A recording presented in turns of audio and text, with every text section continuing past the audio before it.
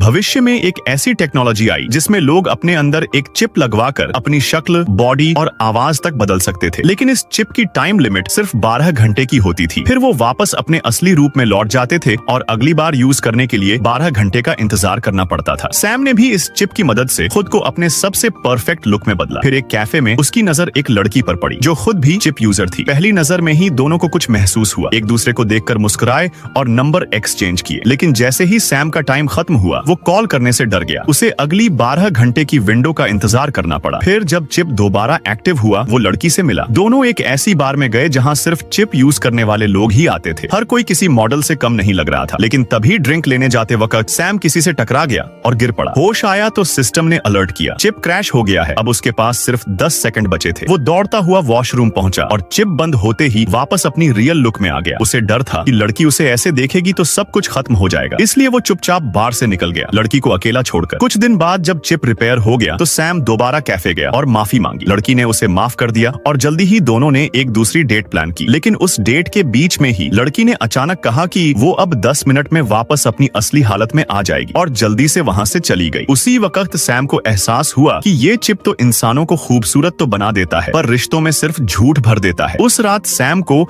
एक डरावना सपना आया। सुबह उठा तो ठान लिया कि अब वो इस चिप पर डिपेंड नहीं रहेगा। बालकनी में गया, थोड़ी ठंडी हवा ली। तभी पास वाली फ्लैट की लड़की से मुलाकात हो गई। पहले सैम उसकी एक पेंटिंग उड़ जाने पर मदद कर चुका था, तो लड़की ने उसे थैंक यू कहा। सैम ने मुस्कुराते हुए उसकी तारीफ की और दोनों के बीच अच्छी बातचीत हुई। सैम ने उसे डिनर पर इनवाइट किया और दोनों ने एक शानदार शाम बिताई। सैम को लगने लगा कि अब उसे इस चिप की जरूरत नहीं है। लेकिन तभी उसकी नजर उस लड़की की गर्दन पर पड़ी जहां चिप का निशान था और उसकी बनाई हुई पेंटिंग में एक परफेक्ट लुक वाला सैम बना हुआ था। उसे सब समझ आ गया और उसने चुपचाप अपना फोन उठाया और कैफे वाली लड़की का नंबर डायल कर दिया। अगर तुम्हें एक दिन के लिए किसी और जैसे दिखने का मौका मिले तो तुम किस रूप में खुद को देखना चाहोगे?